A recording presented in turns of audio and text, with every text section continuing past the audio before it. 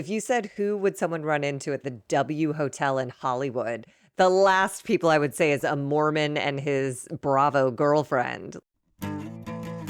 It's time to take A Therapeutic Dose, a prescription-strength reality TV podcast that explores the intersection of reality TV and therapy. Possible side effects may include entertainment, strong emotional reactions, and/or laughter. Here are your hosts, Ramona Ramirez and Margie McGee.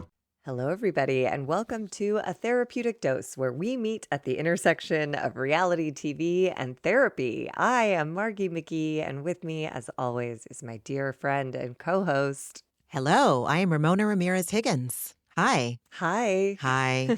Hi.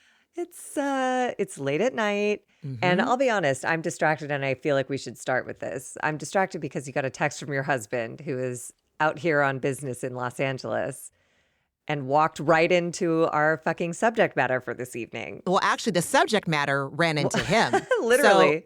So Josh just sent me a text, and he said, and I quote, "OMG, Brittany and her Mormon boyfriend, the husband, are at the restaurant.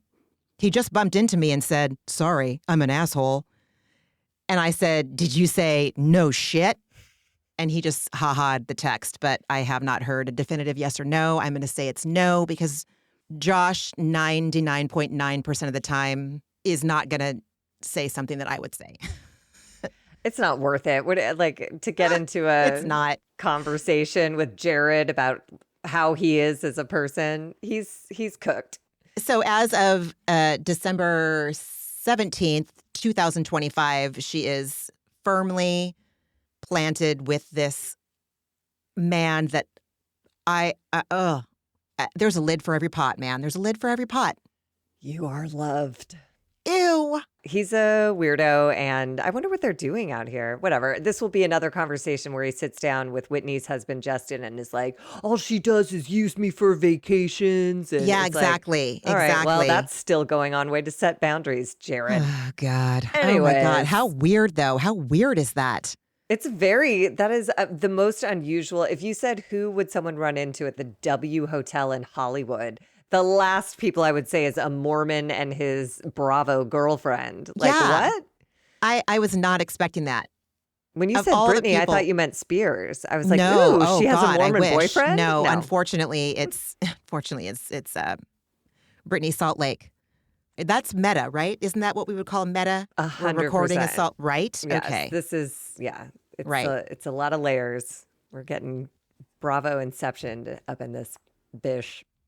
Before we start, I was wrong about Todd 100%. Okay? I'm wrong. I was wrong about Todd. Good luck to you, Bronwyn. I wish you all the luck as you navigate the uncoupling of your marriage. And I really need to take a look at why I was, what do the youth say, simping for this? By the way, that Simping term for this has been dude. around forever. I get so mad about that. There's a Far Side song, Passing Me By, where they... Oh, yeah. Yeah. Damn, I wish I wasn't such a simp. Okay, guys, it's been around since 1994, 95. Anyways, it's been around for a long time, so everybody can Keeps stop. on passing me by. It's a great song. That Those song guys still perform out here, and is they sound so better fucking than good. ever. They're amazing. I don't doubt it, dude. I don't doubt it. That song is so good. Who cares? But I did go down a TikTok rabbit hole once of like watching them perform it live. And there was one performance where they just appeared at some block party in Brooklyn and got to the top of the steps of some brownstone and just did it. And like, they're so good. You guys, look up the Far Side Passing Me By live performances on TikTok, or come to Los Angeles and see them at a weird small venue where they perform in the round. And they're Jelly. old, but they're like working the whole crowd. Like, it's amazing. It's great. That is a Far Side with a PH. Yeah, sorry. ARCYDE. Okay? Youngsters, Yeah. Anyways. do yourself a favor. They're good, okay? Anyway. How did we get there? Oh, yeah. Simping for Todd. Simping for Todd. Yeah. Right. I don't know if I would call it simping. I think you had a moment of empathy for another human being, and maybe he's proven that was not earned. I was probably in a post medicine glow moment, and well, shit. But I admit when I'm wrong. I am humble enough to do that. I was wrong, and I wish her luck. And this is also what everybody saw when she first joined. And this is like, there is the Bravo phenomenon that they call the lily pad. Yeah. That, the spouse wants to leave the spouse, and this is kind of a bridge to do that. And it's a second season thing, too. Like, let's see how the first season goes. And then see the what audience the reception is like, is. hey, every fear you had about your husband, we confirm. And then you're like, yeah, I should go. But it's good. I don't think it's a bad thing, especially for women. I think it's really empowering to like have, I mean, I don't know if Bravo viewers are the most objective, but whatever. If you have some outside eyes and everybody comes to a consensus that's something that you've been worried about, I think that would factor into some of my confidence in making decisions. Totally. I'm sure my therapist would be like, that's so fucked up. You got to work that out. But My therapist would say, really, with all the evidence, like how many times in this podcast have I said, when somebody shows you who they are, I believe them. And yet I was out here like being completely in fucking denial about it. Giving about this Todd? man, My the only benefit problem of the was doubt. that you were kind to him in the cherry stealing scene. As ladies with former eating disorders, I was Yeah. like, how is that ever forgivable? He was a monster. She was like, the worst thing you ever do is when you take my cherry that I saved till the vet, and then he ate it. I know. Ugh. And as someone that saves her cherry for the very end, it's pretty fucked up. I'm That sorry. should be on separation papers as like irreconcilable differences, fraud, infidelity. Ate my Stole my cherry. fucking cherry when I asked him not to. Judge is all Got it. granted for spouse. I don't know what the terminology is, but anyway, I guess I could consult the law offices of Vogel and Vogel and find out. Who gives a shit? No, I think we will all give a shit because I do believe Bronwyn will be back for more subsequent seasons. Oh, and we hell will yes. Be giving lots of shits about how this all plays out. Because I can't wait. Oh, I bet she's gonna going to be have to quite sign an something. NDA, isn't she? I bet she won't. She didn't sign a prenup. So, like, what does she have to lose? She's getting half or more, depending on how hard she fights. Well, get your money, Bronwyn. Get your money. Yeah. Shall we Let's do it. begin? And thank you, friend, on the record for taking notes. I appreciate it. My I really pleasure. appreciate it. This week has been a motherfucker. Well, this week on Salt Lake City, it was Mother's Day. Oh, okay. Yes. Uh-huh. Yes. And Margie, you did the title, season 6, episode 14, My Big Fat Greek Mother's Day. Oh, yeah. And another thing I saw this week, Heather Gay. I'm all, okay, I can't deny it anymore. I can't deny it anymore. She is saying things on camera that, like, I fully see what you're talking about now in regards to her daughters. Oh You my know? God. It's just relentless. I'm like, it's the tonnage. I'm like, we It's the got tonnage. it the first time. You repeating this over and over again is not the hilarious comedy bit you think it is. It makes me so sad for your daughters. I want to call them and be like, you were wanted. Your mother loves you. I just worry for them. They're at college going like, sorry I ever fucking existed and breathed air and took up resources under your roof. I mean, she was so aggressive about it. She was so ostentatious. And listen, I say this as someone who enjoys a lovely brunch with her family and then promptly goes out with my friend Lee. And then we have like our mom's gone wild for the rest of the day. You know, we might go to like an outdoor wine place and then go see a matinee or do a little bit of shopping. But I want to at least be there in the morning. Now, if I was on like a Mother's Day weekend, I would still FaceTime and I'd feel kind of shitty, I think. I mean, I think weirdly, I feel like Heather had a point when she said, like, this is what Mother's Day should be. It should be a break from being a mother. And I think For sure. universally, the mothers in my life would concur. Mhm. It's just that the whole thing of like, that chapter of my life was a mistake. I can't wait till they're out so I can start living the life I actually wanted, not this ruse that included these 3 human beings. Like, it's just so, she's like, this is the best Mother's Day ever. I haven't heard or seen them and I don't care. And it's just like, she's crazed. Jesus But I will Christ. say her jawline looks amazing. She does another really misfiring comedy bit. And the bit was so bad that I just started looking at her physically. And I was like, her jaw looks amazing. Her arm looks great. She turned sort of profile. So I had some time to evaluate. Yeah, whatever she's doing at Beauty Lab and Laser, it's fucking working. She looks great. She's kind of a dick.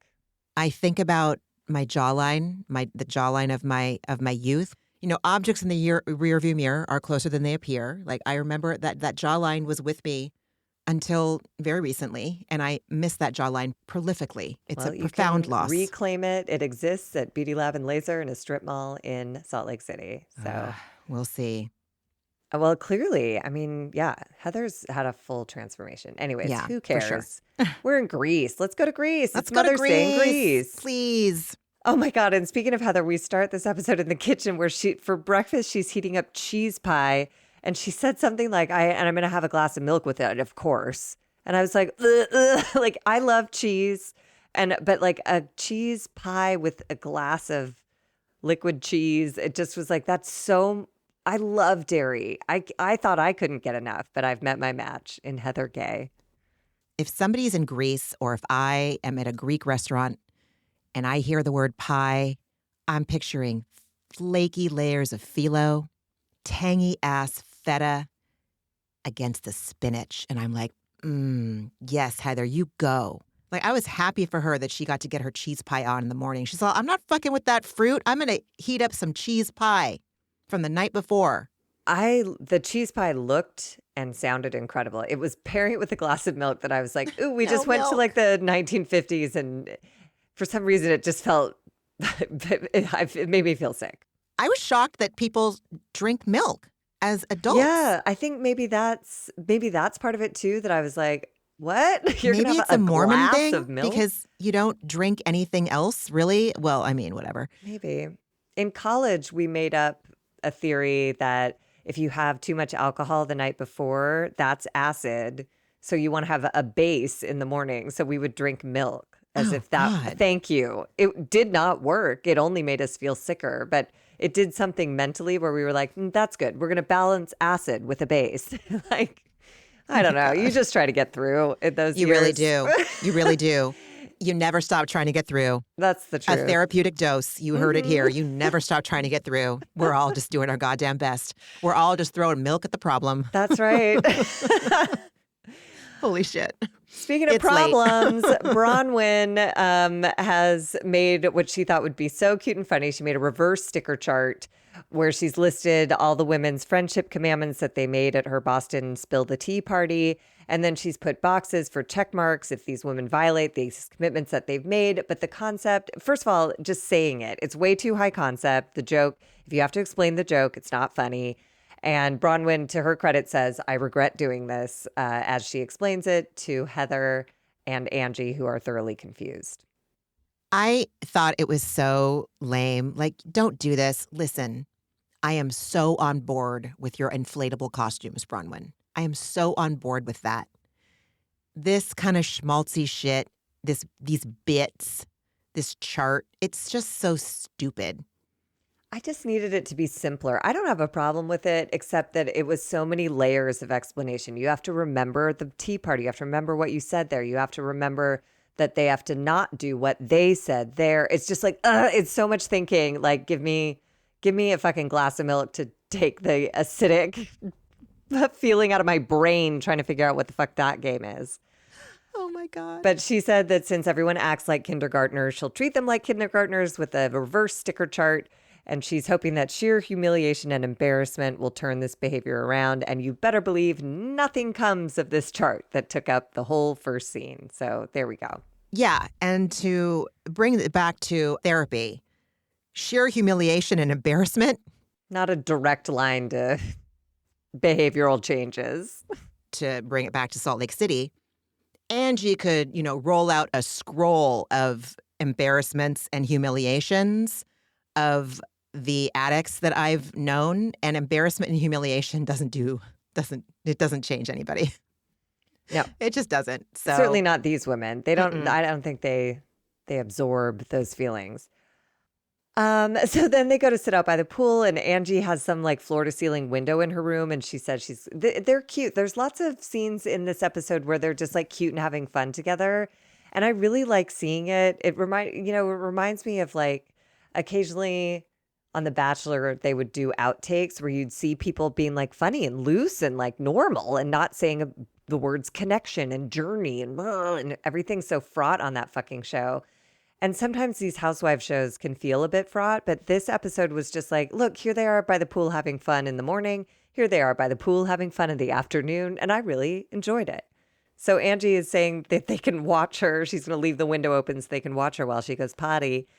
And the window opens directly onto the pool. And Angie makes a joke about having one foot on the edge and the other on a banana peel, which I think was referring to who described Todd as that?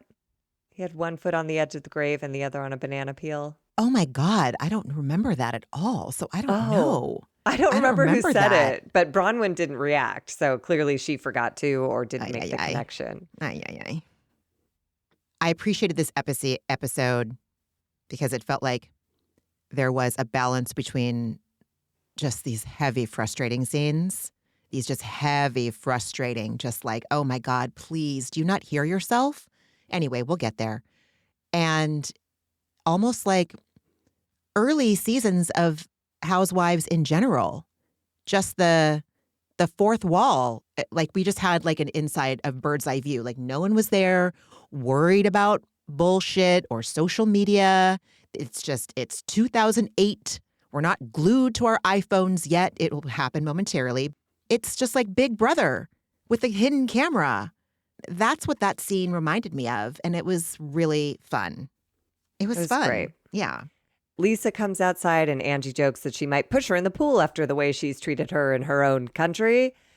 And then Brittany and Mary come out, and Mary starts us down the Mother's Day path, saying, we're all here on Mother's Day without our kids. And Heather goes, I've never had a Mother's Day without them. And then we get to her confessional where she goes, best Mother's Day ever, and tells us why she's so glad she's not with them and doesn't miss them at all. And again, hitting us over the head with how much she can't wait to not be defined by those three turds, I guess. I don't know what her problem is. Okay, we get it, Heather. It's been almost essentially, I don't think it's been every episode that we've heard this refrain from her, but it's a lot. Okay, say it once, but now it's like Shakespearean at this point. Like, calm down. Heather is a bit of a producer, I think, in her head. And I think she didn't realize how flat such a storyline might fall. So I think she set up the season with this as her storyline. And now everywhere she goes, she's going to land on it again. So now that I'm in Greece, I don't miss him. And it's Mother's Day. Can you believe it? But that's what I said on the first episode when I was like, I can't wait for this chapter to close. And remember that other episode when I got rid of my stained mattress from my old life that had kids in it? This is what happens. If you produce your own season and you get it wrong, you're stuck with your choice the whole season and it's bad. If you just live your life like a normal person, then you're Angie. And we can't get enough of you year after year. So I wish you would just relax away from the comedy and just live again. Because I don't know it's real. You know what I mean? You're right. It all feels like a storyline. Yeah, I don't. Okay. I hate produced housewives. I hate them. I really do. And Heather, she's doing too much. She's doing too much this season. I mean, listen, they all have to go through this, right? Don't we see at least one housewife per franchise pull this shit and then it inevitably bites them in the ass? When's it going to come for Erica Jane? When is it going to come for Erica Jane? Did you watch last episode? It's coming for her. She will never not be in court for the rest of her life. And that means she will never feel secure financially for the rest of her life, which she is not entitled to because of what she did to other people. Because lawyers are expensive if you want them to keep you out of jail when you've actually done terrible things like she has. So she's the rest of her life will be fraught. Speaking of fraught, and then Brittany, so many things that she said in her confessionals in this entire episode. I was stunned. I was stunned at the disconnect from reality. I was stunned at the disconnect from how her choices got her here. And she still leaves me speechless that she seems so detached from her role in any of this dynamic with her kids. So she says that Mother's Day is always bittersweet for her. It's nice being around other mothers, but at the same time, it's a little difficult seeing how other mothers relate to their kids in an uncomplicated, normal way when I have a really complicated, nuanced relationship with my daughters who have asked you specifically. Like, they're not just being like, be there for me, Mom. They're saying, I would like for you to not date Jared for 30 days. And then I will feel safe to trust you and we can move on from there. I mean, how much clearer can it get? It can't. And so she's answered that request with a hard pass. So it's hard to feel, I don't feel anything for her when she says shit like this. And also, it's so reductive. What do you mean other mothers relate to their kids in an uncomplicated, normal way? No, they don't. Parent-child relationships, even the best ones, have nuances and challenges and complexities, Brittany. You just know each other better if you're in each other's lives. So Yeah. I don't know how your relationships could be nuanced because you disappeared them. She doesn't see it. I think about her kids. And I get so uncomfortable watching someone just completely oblivious or willfully oblivious to her role in it. It makes me really sad for her kids. Like, how frustrating it must be. How frustrating it must be. Does seem like there's some sort of like mental deficiency on Brittany's side. It's like, how are you not connecting these dots? But I really believe she's not connecting the dots. It's weird. But she just can't grasp what her role is in all of this, apparently. Mm-mm. But she does get this right, noting that one person is not in the equation right now when they're all light and bright and having fun. And then we cut to Meredith, who is inside alone in a real surly mood, making herself a coffee. And this I thought was interesting, that Lisa had messaged her in the morning, but Meredith did not respond, which seems pointed and shitty and a message in its own right, you know? Oh, yeah. Oh, I know. That is some passive aggressive, punishing, manipulative kind of behavior. Yeah. It speaks volumes, but then you can also say, oh, I was busy, or my phone was on silent, or my battery ran out. Like, bullshit. This is a choice. This is intentional. And it's having the impact that you intended it to have.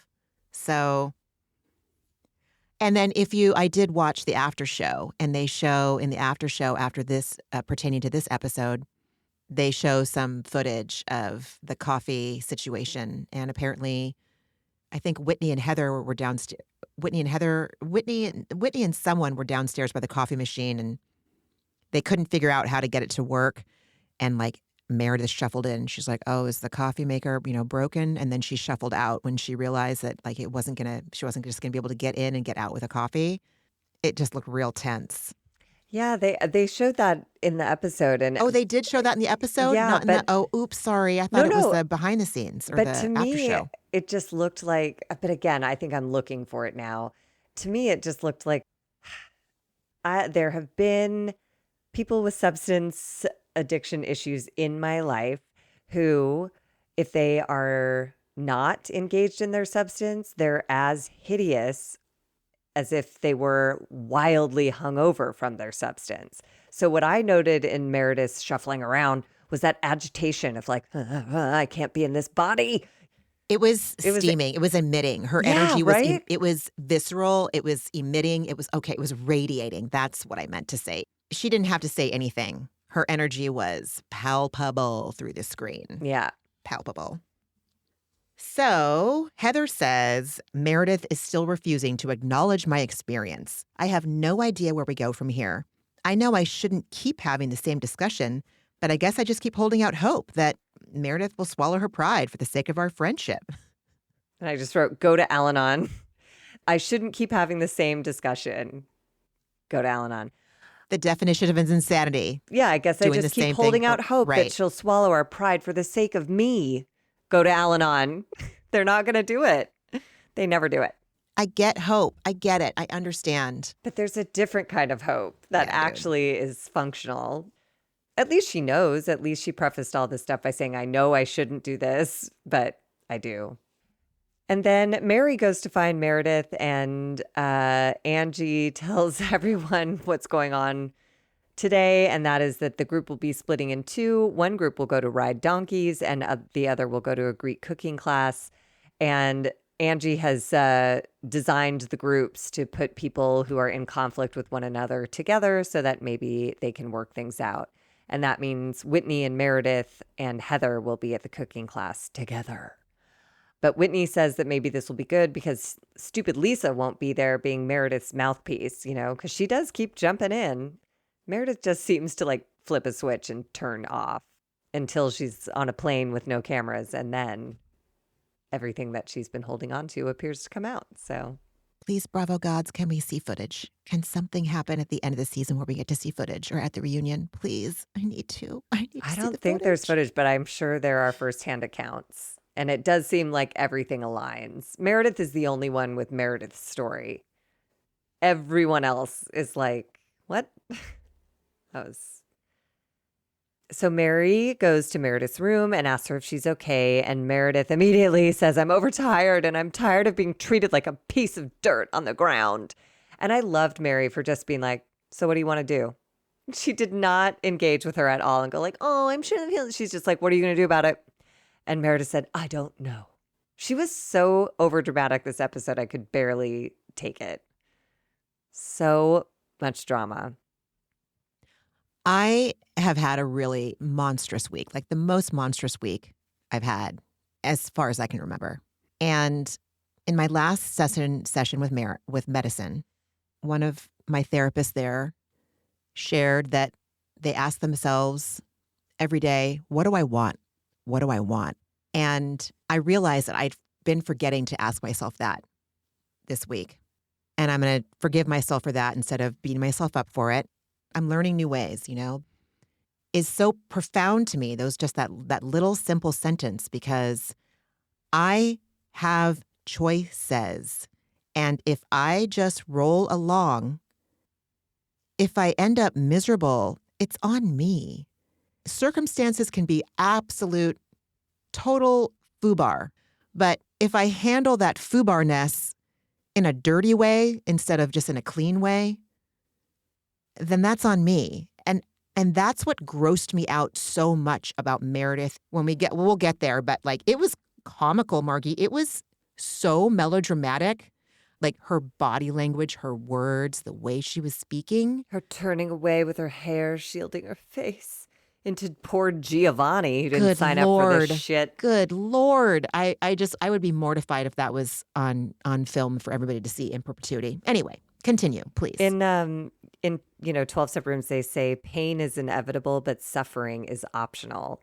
And I feel like Meredith opted in to suffering until miraculously she opted the fuck out and had a great time at the pool in the afternoon. And I was like, well, look at you making a choice to like have your feelings hurt and also enjoy Greece. Huh. How evolved, Meredith. How You're grown up. so right. And that's exactly what I was trying to say. I was like saying that long-winded shit. But yes, you're so right. You're so right. Well, Meredith has a quick confessional where she says she's sick of Whitney and Heather being mean girls, and she's sick of Whitney making false allegations at me. And this is about Whitney directly calling her out as being an alcoholic and a pill popper. And then Meredith does the classic alcoholic pill popper thing of turning it on the person who accused her of being an alcoholic pill popper and says Whitney needs to worry about herself and her own life and stop projecting it onto me, which landed like nothing. I was like, you're not going to try and convince us that Whitney is a pill popping alcoholic. Like, come on, Meredith. She's just taking too many shots in too many directions. Every episode, she has a new reason why it wasn't me. And it's like, ugh. Hear ye, hear ye. Let's stop the reactive abuse. Yeah. Stop projecting onto me, Whitney. You're that. You do that. Dude, God, it's weirdo. not projecting. It's looking in the goddamn mirror. And Mary's an excellent peacemaker because she says she agrees that Whitney has not yet taken full accountability for how she has hurt Meredith, but Meredith needs to tell Whitney how she feels so this can be resolved. She says, you need to tell her how you feel. Basically, essentially punctuating it with claps in between each word, being like, wake up. And she says, at the end of the day, we need to get through this. We have to. And Mary's right. Like, for the sake of the show, for the sake of everyone's lives, it's just like lame and boring and dumb and also probably true. So just like stop trying to create a new reality and just say like, Whitney, I need you to apologize for saying these things, and then move it along and put on your business suit bikini and have a great afternoon. So they're on the Sprinter van on the way to cooking class and ass. Donkey, cute, Margie, cute. So Lisa is like doing a roll call of sorts, and she says, so you're going cooking, me, cooking, donkey. That was amazing. That was my favorite line of the episode. And Meredith is not feeling real positive about groups. And Mary says, oh, Lord. That's what we mean by suffering is optional. Meredith is choosing to dig in, and Mary is like, Jesus, come on, man. Like, you got to give a little bit here. I'm going to write down suffering is optional on my notes just so I can like see it. There's a little bit of neuroplasticity in my brain in this moment where it's going to seep in, and I can, or you know what I could do? I could just put a fucking Post-it note on the goddamn wall. I don't have to make it so complicated. This is where Andy explains that the groups were formed with the hope of inspiring reconciliation among our feuding members. And then Meredith, oh my God, this is where it begins, her melodramatic bullshit. She goes, ever since the plane, it's been clear that how I speak is not okay. No one wants to hear what I have to say. I've been told not to speak. I've been told the way I speak isn't good enough. I'm apparently too educated and speak too eloquently. And thank God Heather cuts her the fuck off and is like, this has nothing to do with your education. I'm educated too. And basically Heather lays it out like, this has to do with you throwing our long-term friendship under the bus because Heather took offense to Meredith trying to dictate how Heather should be a friend. And then Heather made fun of Meredith, and then Meredith just iced her out. Years of friendship were no longer relevant because Heather did one thing that Meredith didn't like. And so, like any good addict, she cuts her off. Holy shit. Sorry. She takes a call. Oh, it's my son calling me for Mother's Day. I'm not convinced that she didn't text Brooks and say, please, God, rescue me right now. Will you please call me? All I know is that she said, it's my son calling me for Mother's Day. And then we see her answer the phone and talk to her son. And then the rest of the episode, she tells us, I didn't get to talk to my son. I just wanted to talk to my son on Mother's Day. Could I just have 2 minutes? You had 2 minutes to talk to it's on camera. We all saw it. So again, I don't believe anything you say about what happened on the plane because you don't remember shit clearly. You're whining and crying about how you didn't get to talk to your son. He called, you talked to him, and you made a big fucking mess out of it. You could have talked to your son and enjoyed your conversation. Instead, you got all dramatic about like, they're yelling at me to get off the phone. No, they aren't. Why don't you just talk to your son and enjoy your Mother's Day conversation, you dumbass? She's nuts. She is. Nuts. And it's not cute, dude. It's not cute. It's not sophisticated. You can put it in all the little Meredith Marks branded little fucking gift bags that you want. You can, have your caviar. You can have your DJ. It's not cute. None of it is cute. It is repellent. Not charming. Speaking of not charming, Heather in her confessional does the stupidest bit, which went on for fucking ever. Why did the editors leave this in? Was it just to see her jawline? Margie, it was so fucking long. So long. It was so long. She must be so charming to them because she gives it all up. She stirs the pot and she says shit in her confessionals. The producers must just love her. But she does this stupid bit about pretending to take a call mid-confessional and saying that I know you're 22, my sweet daughter, but here's how you put $1 in a vending machine. And then she says to the camera, being all like, whatever happened to baby Jane, like crazy about it. Like, when my child calls, I answer, and you have a problem with that. What's wrong with you as a mother? And it just made me think like, One of the things that I appreciate most about my mom is that anytime I called, she fucking answered. And if it was to say, I stubbed my toe and I'm embarrassed, or if it was to say my engagement is over, she answered the phone every fucking time and took me seriously every fucking time. And like, fuck you, Heather. I don't care about the big shit that my mom did. I care about that I knew that anytime I dialed that number, unless she was not near her phone or otherwise engaged at a place where you could not have a phone, she would take the call and take me seriously. And this, again, was just another one of those moments where I was like, ugh, Heather, any goodwill that I'm trying to hold on to for you, you are burning it in my face. It was not funny. You're not a comedian. You are a mean girl. And the victim in this case is your daughters? Yuck. It was embarrassing. Like I had secondhand embarrassment and it went on too long. It was awkward. It was like when you're watching a show and it's bombing and you're like, oh God, stop. I can't watch anymore. Stop. I was more mad than I was like secondhand embarrassment cringe for her. I had enough time to be cringe, embarrassed, mad, and then have enough time to look at her jawline and then have enough time to then look at her arm and be like, wow, it looks great. Everything looks great. So that's how long that went on. Too long. All of it unfunny. A whole Heather Gay experience. So Brittany shrugs off Meredith's melodrama. She's taking a phone call. Like, why? Why the pomp and circumstance, or whatever the negative version of pomp and circumstance is? Why the drama? Meredith says, I love you. I'm getting yelled at. I'm getting yelled at to hang up the phone on Mother's Day. Sorry. And dramatically drops the phone into her purse. Oh my God. I can't. And again, this is where Meredith is losing all credibility. We're watching this. You are not being yelled at, and you're not being asked to get off the phone on Mother's Day. Like, nobody's doing that. Everyone's just shocked you took a call in the middle of a conversation without saying to Heather, excuse me, this is my son. I want to take this. And if you'd had a normal conversation with your son, no one would be mad. But instead, you used the conversation with your son as a way to punish the women. It just is like, she's just nonsense. She's nonsense. And then she breaks down weeping. I want to be with my family. I don't want to be here right now. It's Mother's Day. I'd like to talk to my children, you just did, and be with my family. You're in Greece, so that's crazy. So I don't know what the fuck you're talking about. I do. I know what the fuck she's talking about. She feels on an island right now. She's on an island of her own making. Santorini? Oh, just kidding. Well, bump. I mean, yeah, she's in her own island of misery. She's on her own island of suffering. And she knows that her family is going to treat her like glass. She knows that Brooks and, I'm sorry to that daughter, Charlie, Chloe. Sorry, shit. Chloe. Yep.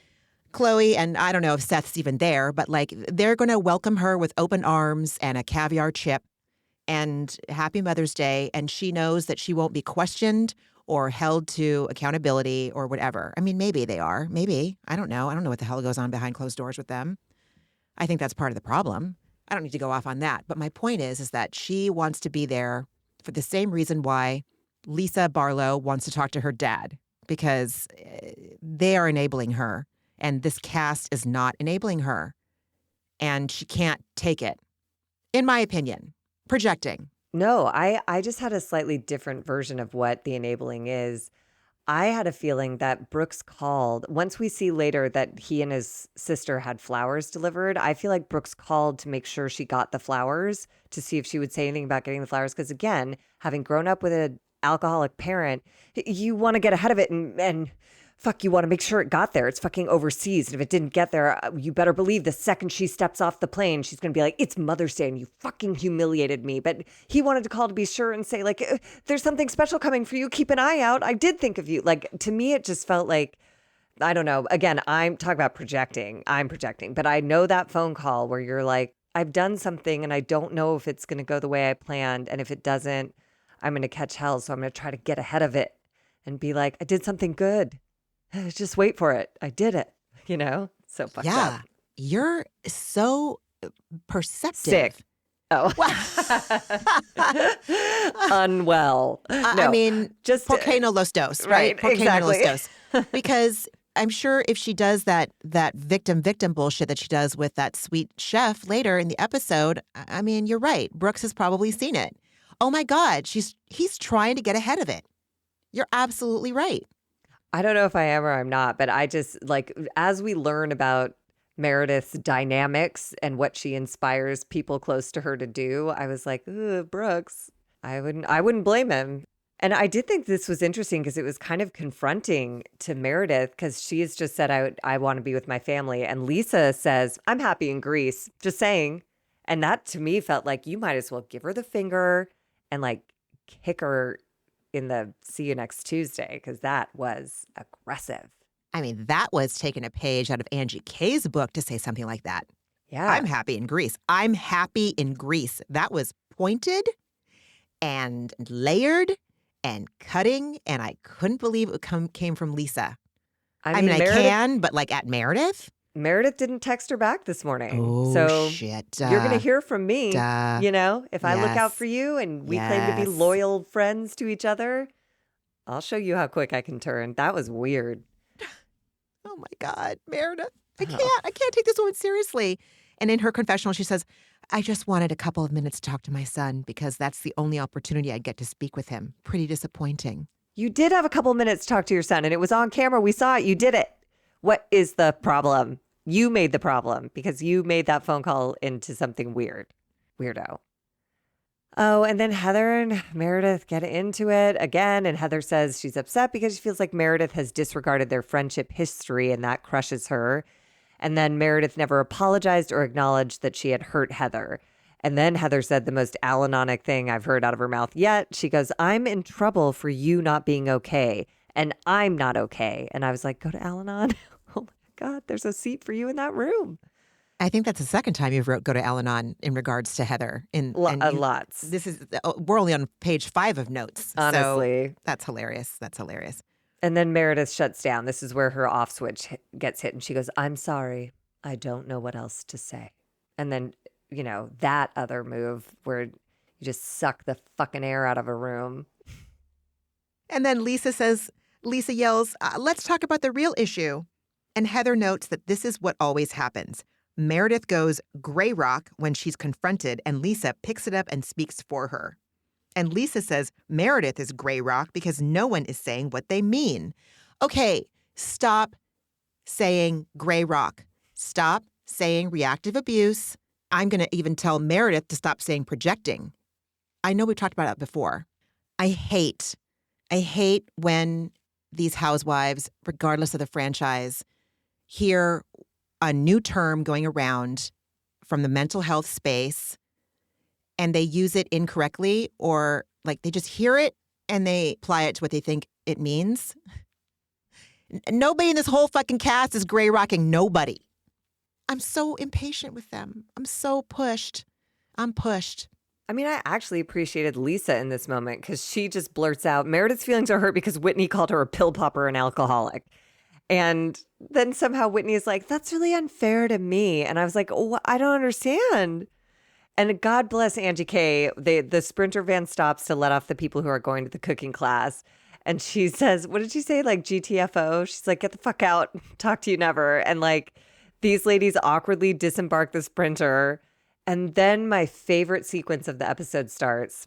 So Whitney, Heather, and Brittany continue toward the venue where they will be taking the cooking class while Meredith clips clops in her flip-flop heels down Grecian roads away from the cooking venue. And the cameras are cutting back and forth between the ladies going to cooking class and Meredith walking down the road. And all this like fun Greek music is playing for the ladies who are going to cooking class. And then this like really sad, low, isolated bass line plays when they cut back to Meredith. It's just like dong, dong, dong, dong, dong. And then they go to the cooking class and it's like, hey, dong, dong, dong. It was amazing. And it was so overdramatic and I loved it mostly because she had to turn around and come the fuck back later. But we got a lot of her walking away for the time being. I loved that this cooking class wasn't really cooking.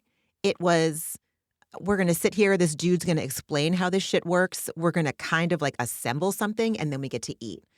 I don't want to work at a restaurant. I don't want to work on vacation. I am also not necessarily intrigued by learning how to make something.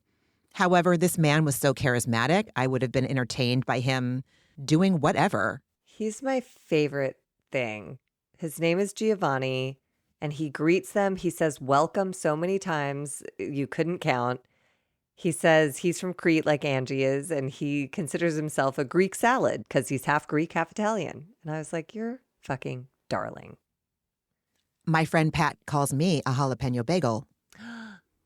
Isn't that brilliant? It is brilliant. Right? Yeah, you and Right? Giovanni would make a meal I'd really like. A jalapeno I like bagel both and of those a things Greek so salad? much. Fuck yeah, Yes. dude. That sounds delish. Shout out to my friend Pat for that one. It's real good. Anyway. Nice, Pat. Mm-hmm. So then Lisa, Angie, Bronwyn, and Mary are doing their donkey ride. Lisa obsessively asks if the donkeys bite. They do not bite. Lisa needs help up. Despite getting on horses all the time, she fucking does, doesn't she? Oh That my was God. Horses are giant, and a donkey is massive. way littler. And she's like, I'm on horses all the time. I'm like, are you? Because it looks like you've never straddled anything taller than a tricycle. This is not smooth, ma'am. And then they take off through the streets of Greece, and Lisa says, what do you call a donkey with a degree? A smartass. She chat GPT'd that joke, didn't she? All I know is I was with my 9-year-old goddaughter, and she was reading from a joke book for 7-year-olds. And like, I'm pretty sure that this is about the caliber that was in the joke book for 7-year-olds. But, they're Mormon. I don't know. Maybe they didn't get a lot of, you know what I mean? I don't know if ass is about as like, hard as a joke as you could probably get away with without being beaten by a golden tablet or something. I don't know. I don't know much about their religion. Anyways. Having your swig gift card taken away. Right. Then Angie tries to make this donkey ride meaningful by telling us that her dad grew up with a donkey as transportation. He would walk 17 miles barefoot up and down a mountain to the market to load up the donkey with groceries. And she concludes by letting us know that she feels very blessed to live a life where she drives a Porsche. And I was like, yeah, that's a pretty one-to-one easy connection. Thank you for that long walk to nowhere. I mean, God bless that she actually acknowledges, though, the differences. Yes. And that I do believe she's genuinely grateful for what she has. Yes. I absolutely agree. For all the faults I find with Angie, I do think that she has a sense of, she knows she's blessed. Then they go up some stairs and Mary is not having it. I didn't see Grease coming with riding a donkey. Dude, I would be pissed too. I also don't want to ride anything with 4 legs when I'm on vacation. Well, no, I rode horses in Mexico. I don't really want to ride a donkey in Greece. I don't want to ride a camel in Mexico or in Morocco. I think Luann had to ride a camel 2 times. Once in Mexico, which was, know. She did. Then we're back with the cooking class, and Chef George is introduced to the table, and he explains they will be making moussaka. And then we see flip-flop heels clip-clopping back up the streets of Greece, and Meredith has come back to join them. And Giovanni is the best. So here's this surly-ass lady in a miniskirt rolling up in her clip-clop heels. And Giovanni's just like, welcome, welcome, you are welcome, please. And he gestures to a chair for her. And oh my God, I want to take on some Giovanni energy into my life. Like no matter what is facing me, I want to be able to have, I don't know what it is that Giovanni has that I do not, where if a Meredith surly ass was walking up to me, where I, instead of going like, okay, what's this? I would say, welcome, welcome. You are so welcome. Please have a seat. Like he was lovely. He was so lovely. He was so lovely. Yeah.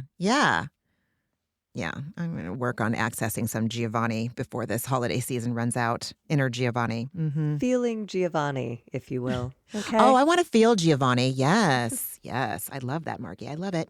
Isn't that the song? Did I get it wrong? Is that the song that they all sang? Dorinda? Giovanni. Giovanni. There we go. I knew something wasn't Dorinda's landing. designer friend. All right. You can cut that out.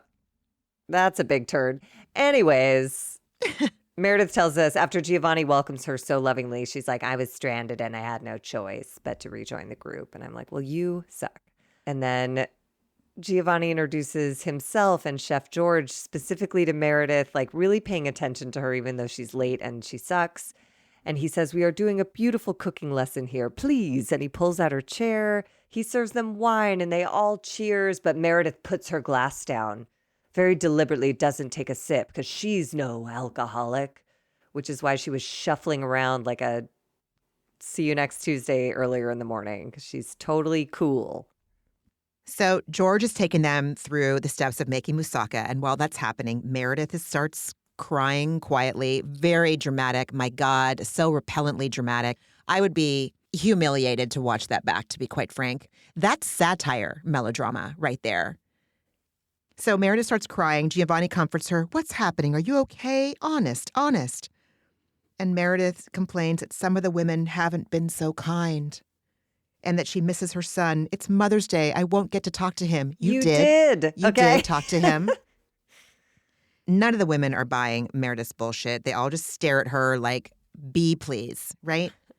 And Giovanni tries to mend the moment. The wine makes us so happy. Like he was tap dancing. Yes. Like, okay, he's like, oh, no, the wine makes us so happy. Little did he know the wine is sort of the root of this whole problem that started 30,000 feet above sea level. My God. A couple plane rides ago. Heather says she's obviously not happy. And Meredith, no, I'm not happy. Brooks is on a plane. I won't get to talk to him today. That was my one chance to talk to him. And I'm hurt and I am sad. You did talk to him. You talked to him. And then here's where Brittany says, well, I didn't get to talk to my kids for 3 years. You cannot compare these situations. These are not scenarios that are comparable. Yes, you are both moms. Yes, you both have kids. That's where the similarities end.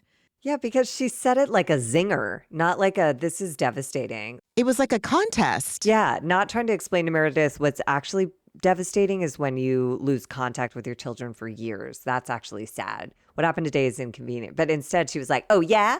Well, I didn't talk to my kids for 3 years. I was like, ew, I do not like this energy. This is very weird. It was so weird. It was so inappropriate. But then Meredith gets real dramatic in a whisper. Of course, it's all about you. Oh my God. All about you. I was like, oh my God, you were a ridiculous impression of an adult woman. Oh. Well, Brittany does have one moment of insight because in her confessional, she says, you know, she can't believe Meredith is making a scene in front of these lovely men who are hosting this cooking class and they're putting everything they have into showing these women a great time. And Meredith appears to be using this not being able to talk to Brooks thing as deflection to not have to answer the harder questions. And I actually think Brittany got this one right. Most things she gets wrong, but as you would say, a broken clock. She broken clocked like a noon or a 3 or a 6 or a 9. Like it wasn't like a 4:55. That was a spot on observation. That was 12 rings of that bell. Exactly. Like solid high noon. She nailed it. So then the donkey riders come meet the rest of the cast at the lunch for cooking class. And of course, oh no, go ahead. We do have a little moment with the donkey riders first. This is where Angie sort of initiates this intervention with Lisa, telling her that Meredith relies on Lisa to get in the ring and fight for her. And Bronwyn says Lisa needs to let Meredith and Heather work out their own friendship on their own terms, and Lisa can butt the fuck out. And Lisa, in her confessional, says, I'm a real loyal friend. So all of their like stay on your own side of the street conversation is going in one ear and out the other. So they made a solid effort. And Mary seems genuinely disturbed, sitting on her donkey with her head hanging. She says, I don't know. I'm praying for Meredith. I feel like something's off. And I really think Mary is sniffing out what you and I and lots of people are deeply concerned about, that there is an addiction issue and someone is in denial about it. And it's not anyone but the one person who needs to be concerned. And Mary would know. Yes. Mary would know. She's currently deep in it, under her own fucking roof. So Mother's Day is probably very complicated for her. I know. Given she must Robert be so Jr. worried. Yeah. And, right. Exactly. And she's so far away, and he's so vulnerable at this stage of his hopefully long, slow recovery, as they say. Ay, ay, ay. So then the donkey riders arrive at lunch. They meet their castmates in the cooking class, and Giovanni, of course, enthusiastically welcomes them and serves them a gorgeous meal. And Mary asks if the cooking class contingency got anywhere. And seriously, anywhere. Did you guys make any headway with Meredith? Heather prompts Meredith to share why she's so upset about Mother's Day. And Meredith says, just that I'm not going to get to talk to my son. Oh my God, oh my God, oh my God, oh my God. You did. She cries and immediately starts yelling when Heather says Meredith was actually upset about all of it, which is being called out for being a pill popper, etc. And Lisa agrees that Meredith's big emotions have nothing to do with Mother's Day. Again, another broken clock. And it's so true. We all know this, though. That's the thing. Addicts are like, okay, I'm not going to say they're not good actors because a lot of them are. They're like the most charming actors of all time. An addict, their behavior, it's a wild fucking ride. No, they say that, addiction goes through those 3 large chapters of fun with consequences, just consequences. So Meredith is entering the just consequences phase of her addiction, it appears, allegedly. The acting part is fun. When they're fun, it's fun. But when they've reached the only consequences part, then it's like, we see right through you, dude. Like, what used to be charming about your addiction is now worn off because now you need it in a different way, and it's changed your behavior in ways that, like, again, as someone who engaged in weird behaviors, not with drugs and alcohol, but with other things, I thought I was keeping great secrets, but I was acting like a fucking weirdo. As soon as I started getting a little recovery under my belt, I was like, oh my God. They always say the addict is the last person to admit there's a problem. And it appears we're there with this group. I was glad that Lisa said that because it didn't feel like Lisa was sticking up for Meredith when she said it. It felt like it was more of an appropriate indictment, an appropriate observation, an appropriate, like, can we fucking be honest about this? Because honestly, anybody can see. Giovanni can see it. The fucking pepperoncini on the salad can see it. The moussaka can see it. You are resentful about the shit that's been going down since you were called out for your foul behavior on this plane. You're defensive as hell. And that's why you're so pissed and so fucking defended, dude. She's defended as hell.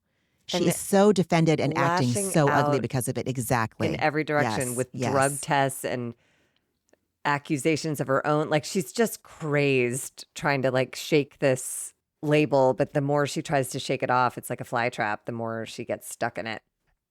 Lisa said, right, that Meredith's big emotions have nothing to do with Mother's Day. This is about the friendships within the group. And Meredith dramatically again gives us am I allowed to be upset for 5 minutes? It's like, you clip-clopped away, clip-clop back. You've been crying at this table into Giovanni's chest. You've had more than 5 minutes and now you're being crazy. And Heather clarifies that Meredith is just not allowed to use this new problem to bypass the harder conversations. Because she says, we all knew we were going to be here on Mother's Day and we all agreed to take this trip. This is not a surprise day that happened to fall that none of us saw coming. So please. You're at work, bitch. You're at work. You're at work. Isn't Meredith the one that went off on deflecting 2 seasons ago or less? I'm sure she does it in this episode. But now she's using projecting, or you know what I mean? She's just picking a word and leaning into it. But Lisa is really fixated on Whitney. So she says, we need to go back to Ground Zero. Whitney's comments about Meredith's substance abuse. And to Whitney's credit, she apologizes and concedes that she was out of pocket, calling her an alcoholic and a pill popper. And then Meredith just goes, okay, great. With this energy that's like, not okay, great in any other way than like aggressive, and this is absolutely not over. And Whitney in her confessional says what we're all thinking: I should never have called Meredith those names, but that does not take away my concern. Okay, so basically, yes, only an addict can identify as such, but the rest of us in their lives who love them can be concerned that there are tendencies that indicate trouble on the horizon. And then Giovanni gets them all to cheers, and then they head back to get ready for dinner. And they're in the Sprinter van. This is a whole big nothing. It's just everybody's tired, right? Yeah. And then they start talking about poop and pee and showering, and Oh my God. This got a little meta because 10-1 and 10-2, like that's what you use on a set. That's what the crew uses when they're like, the director's taking a 10-1. You need to know where someone is and how long they'll be gone. So like 10-1 means pee and 10-2 means poo. They'll probably be gone a little bit longer. So So this they is a basically good time for a lighting broadcast change. when the director is going to go take a deuce. Yeah, or an actor or anybody, but it's really nothing. It's really so casual. It literally just means like, oh, we're doing a lighting change and the director's not in his chair and here's why. And he Oh, has got plenty it. of time to do what he or she is headed out to do. Anyways, it suddenly just became like I just felt icky about like everybody's too it's too Been much of a wrapped up set. in a Yeah. bow too quickly. Yeah, Well, and yeah, it's too yeah. much of a set. Like you guys are using language that people use on like it's just weird. Anyways, they giggle about poo for a while, and we find out that on the donkey ride, oh God, Mary's donkey pooed, but Bronwyn's have diarrhea. And then the editors thought it was necessary for us to like look at the different poo Oh consistencies of these God. donkeys. Oh, I blocked that out. Oh, I didn't, because I'm really having an identity crisis because I think poos and farts are hilarious, but like I was grossed the fuck out by this whole scene. I was like, shut up, stop giggling about poo, and please don't show it to me on camera. And at one point, someone's talking about Meredith's poo schedule. We don't need to get into it. She has her head sort of leaned to the side and she's like, I'm falling asleep. And then she does that thing with her jaw that meth heads and coke addicts do, where they move it side to side, and I don't think she knew she was doing it. And I was like, girl, that's on camera too. Like that's a telltale sign. So then we're back at the villa and they all sit by the pool. Lisa is a nightmare who tells us she'll only drink her own tequila as someone tries to pour them all a lovely drink in Santorini, but she refuses it. Meredith enters in, I don't know, Ally McBeal is so old, but I just remember Ally McBeal was a TV show about a lawyer and she wore these like super micro mini skirt suits. And that's what Meredith enters wearing. And Heather jokes it's not a business meeting. And then Meredith pulls her skirt down to reveal a still pretty business suity bikini. Meredith's pool style is insane. But Meredith, here we see that she has chosen not to suffer in this moment. So her sense of humor is back. She's trying to reset, restart, and have some fun. And then we just have some like general hijinks in the midst of which flowers are delivered for Meredith. They're from her kids. Lisa's a brat and says, I don't like flowers. Is that crazy? I never want flowers as a gift because they die. I want like stuff. You're gross. Like, why yuck someone else's yum? And also, you're a weirdo. Then we get, I don't know, Bronwyn has kissed a girl. Brittany's kissed hundreds of men. Meredith once broke a dish at a house party in a story that goes absolutely nowhere. And then everyone leaves to change for dinner. Did I miss anything?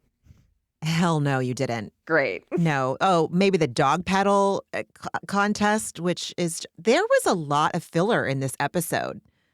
I mean, it did give me a chance. Again, when the content is boring, I start to look at other things. Like in Heather's confessional, I looked at her jawline. And in this scene, I just looked at the pool and like really marveled at that villa. Yeah. And the sun was setting. And I was like, Yeah. oh my God, the sun reflecting off the pool water and the sea water. I was like, holy shit, this place is gorgeous. So pretty. So they pretty. were just dog paddling around so I could look at some more Santorini scenery.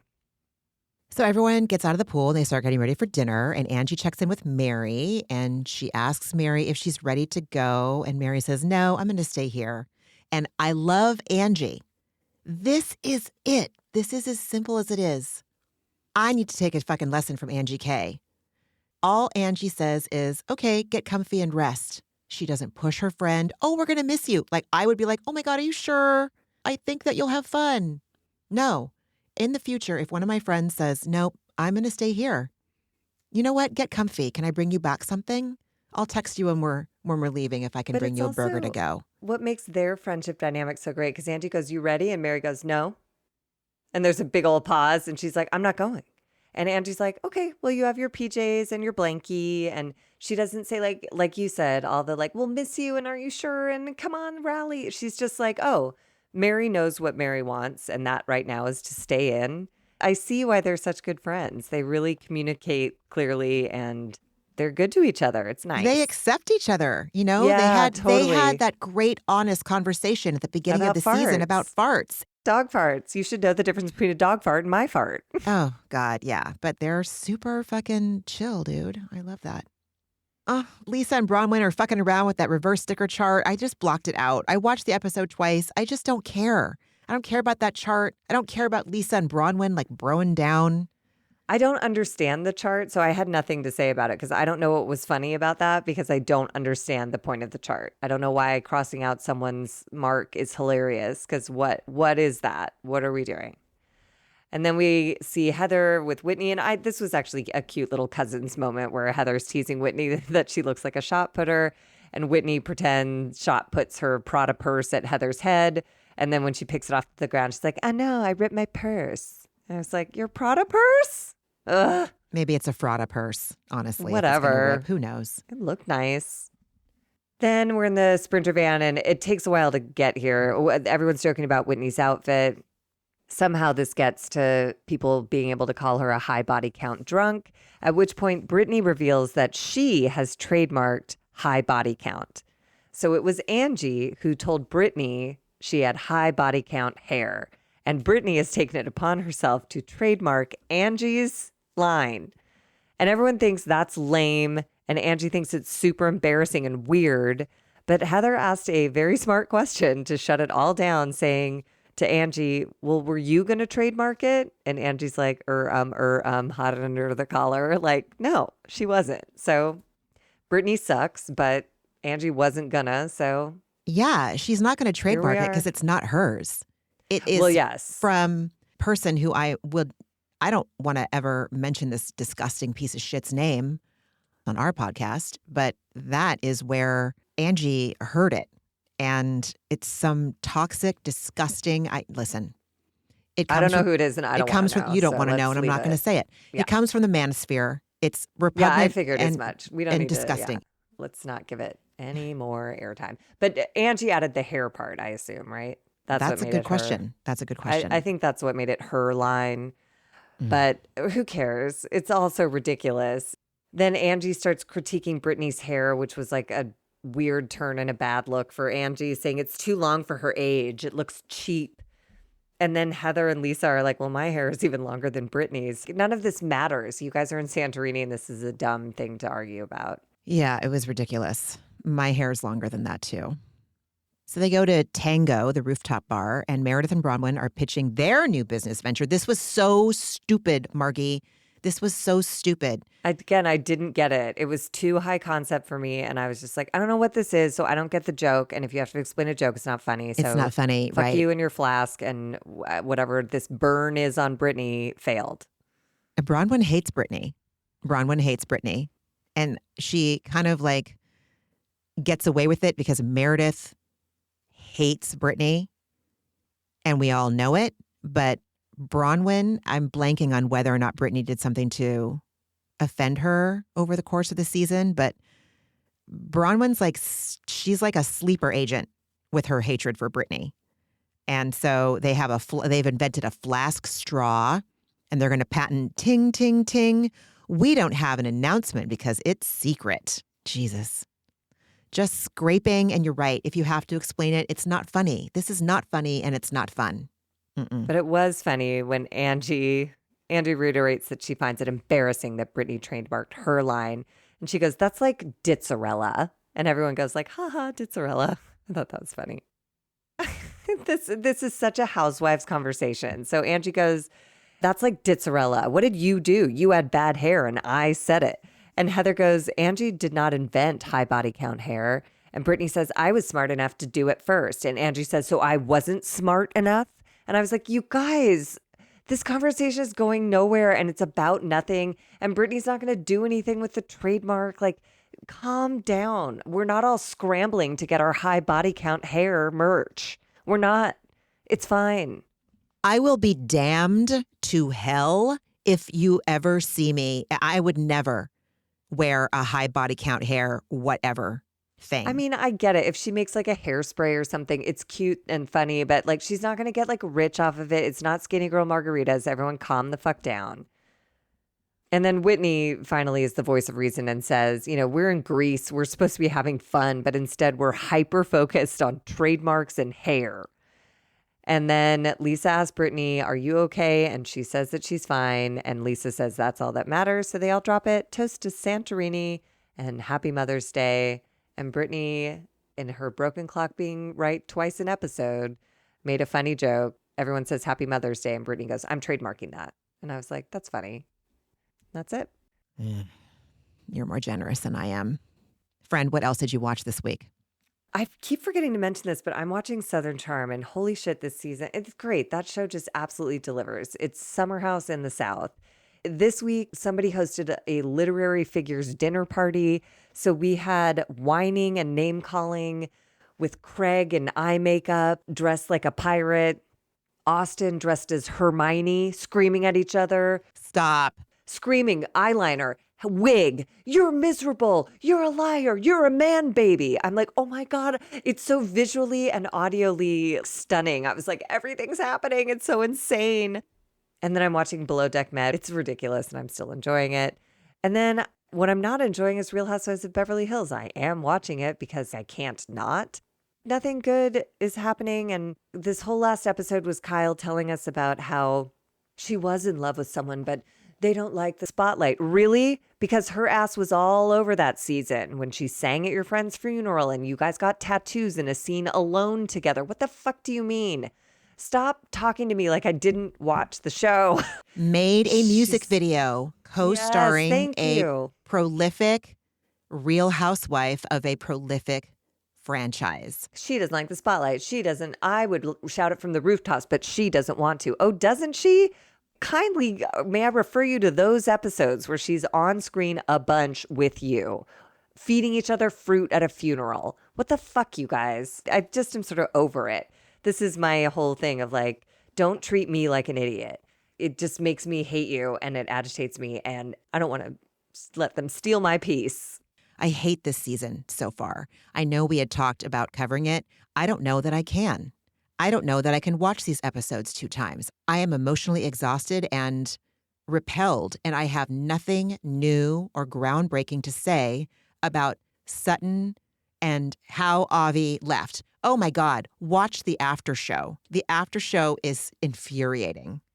I don't want to. I can't, like you said. That's what I'm saying. I Yeah, want you don't have Summer to. Summer House is on its way, and I think we'll finish out Salt Lake and go to the Hamptons. Yeah, like, let's go to the I can't. Hamptons. Let's go to the Hamptons. I can't wait for that show to come. What else did you watch? So, this week? yes. So I also watched Beverly Hills.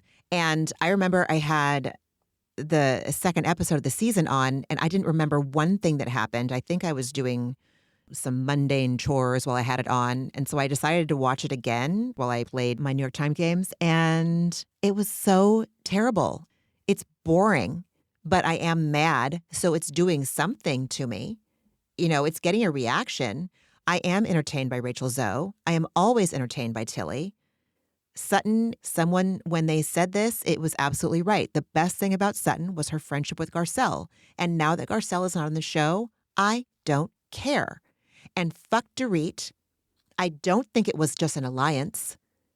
I don't think that Garcelle and Sutton's friendship was an alliance. I think Garcelle, she's not calculated and disgusting like Dorit is. Which is why she left. Because I think that group of calculated, disgusting women was really starting to affect her joy. And Erica is, I'm not even going to give her the grace of talking about that bullshit. So let's see. Old Roni still for comfort. Potomac, great, love it.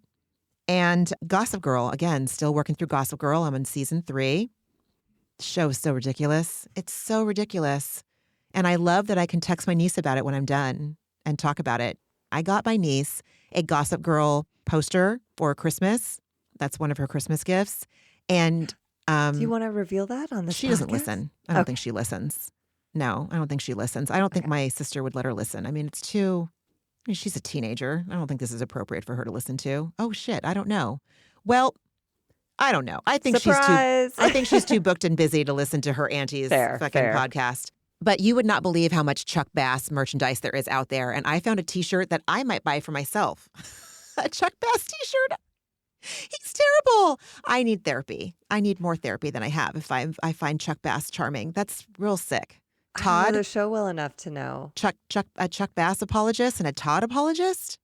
Is It's Chuck Bass me. like Hi, Todd? I'm the problem. It's me. No, they're just Mm, both toxic AF. mm. Chuck Bass he just needs someone. He just needs to be loved, Yikes. right? Yeah. Anyway, so I'm sick. Anyway, Fred, what was your antidepressant this week? My antidepressant was spending time with friends at this time of year. Like there's so much stuff work-wise coming to a close and like all of this push to get shit done.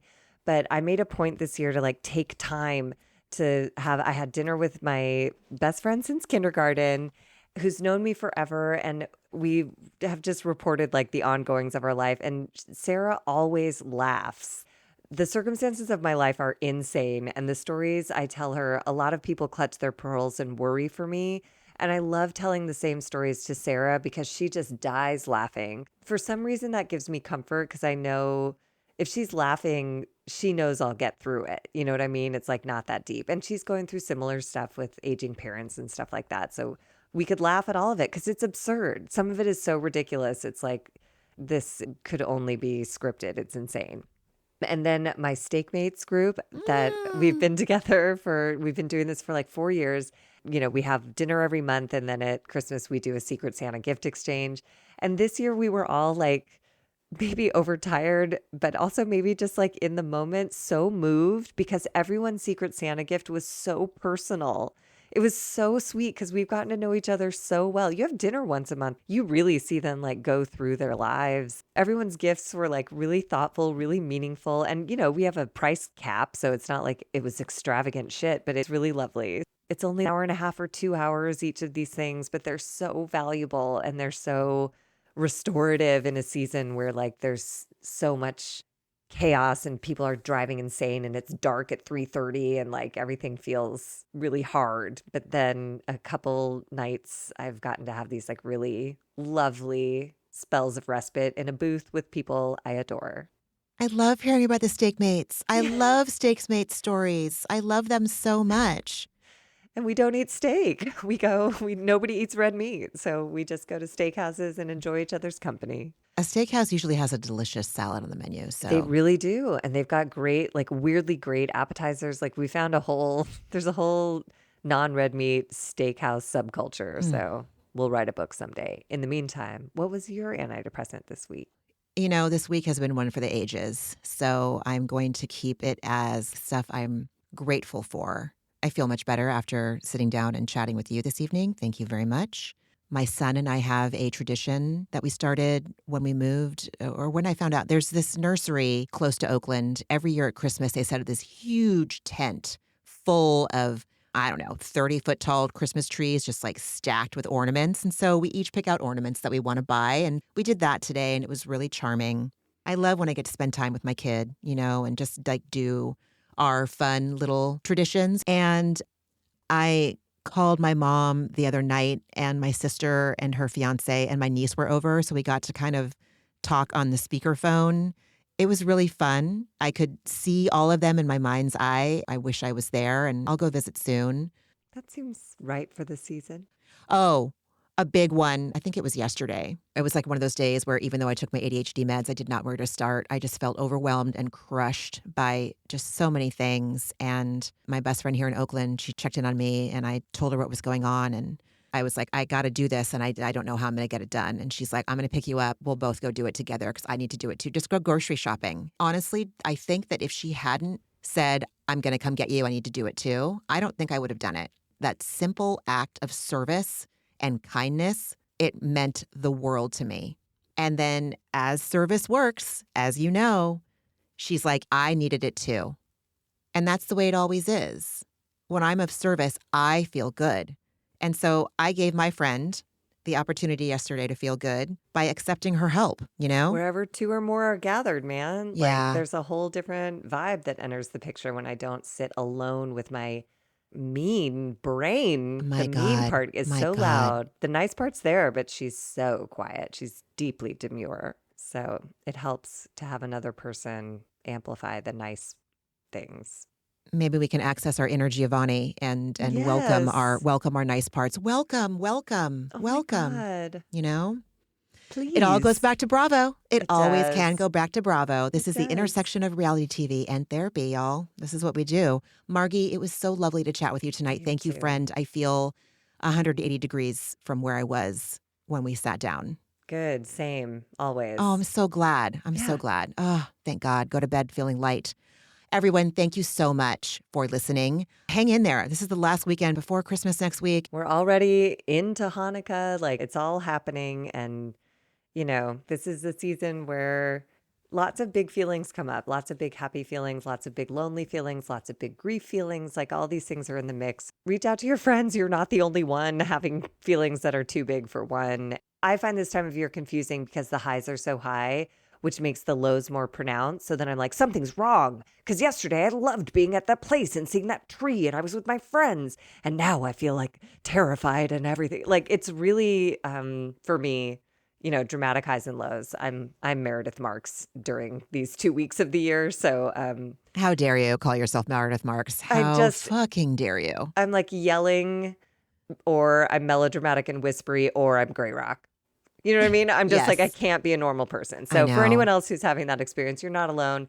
Hang in 2026, it all starts over again. So whatever these 2 weeks are like for you, just stay here and stay with it. I think I got to stay away from the news. I think that's what I have to do to restore my peace. There's a Zora Neale Hurston quote. Is that her name? Where she says, no hour is ever eternity, but it has its moment to weep, or it has its right to weep. God damn it. How dare I butcher that? Anyways, no moment is ever eternity, but it has its right to weep. So if you're having a bad moment, it's a moment. And definitely you have your right to weep. This time of year, those moments can feel more damning than they actually are. So for anyone who's having that experience, have your moment to weep, and then come back and listen to us talk more bullshit about ladies in business bikinis at a pool. Oh my God, I love you, friend. It's not that deep. You. Thank you. Thank you. I have exercised my right to weep this week. Good. It's healthy. At least it means I'm passing the energy through. Jesus. Yes.